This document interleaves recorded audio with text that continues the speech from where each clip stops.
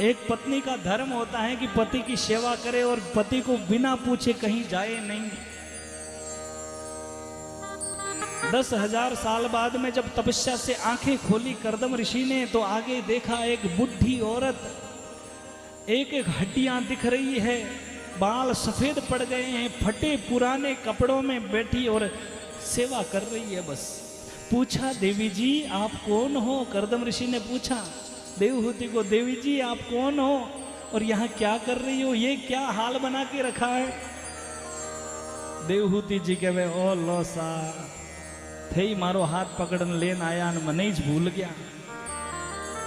मैं थारी पत्नी हूँ, मारो नाम है देवहूति। 10,000 साल पहले मारा पिताजी आया, मनु महाराज आपने मारो कन्यादान आपने करियो है और आप मने भूल रिया हो। बोले देवहूति थारी आ हालत?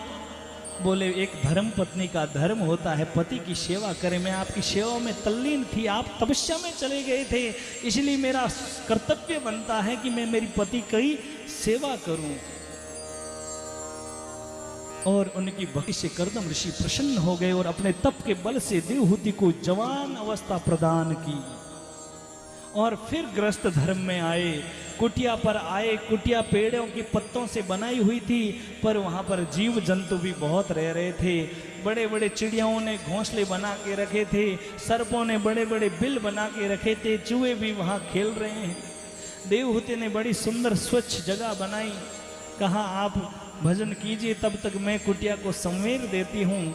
एक पत्नी धर्म के मार्ग पर चलने वाली पत्नी घर में आ जाए तो घर को स्वर्ग बना देती है।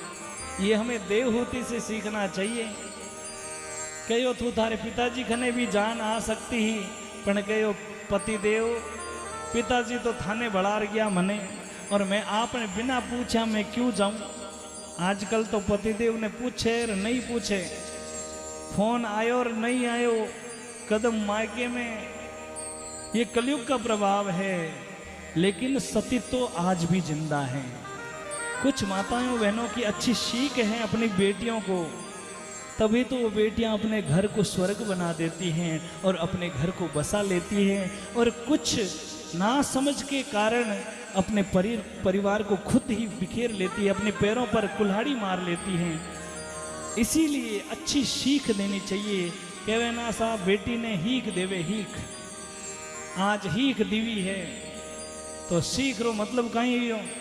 बढ़िया समझदार मेली की भाई सास ससुरों पहला उठनो, घर रो काम सब थने करनो, और सासू जी ससुरो जी की कह देवे बेटा तो रीस नहीं करनी, पति देवरी सेवा करनी।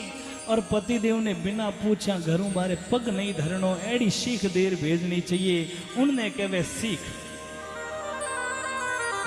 कुछ सीखना है तो देवहूति से सीखो, कुछ सीखना है तो माँ जानकी से सीखो, कुछ सीखना है तो द्रौपदी से सीखो। इसीलिए धर्म शास्त्रों को पढ़ना चाहिए।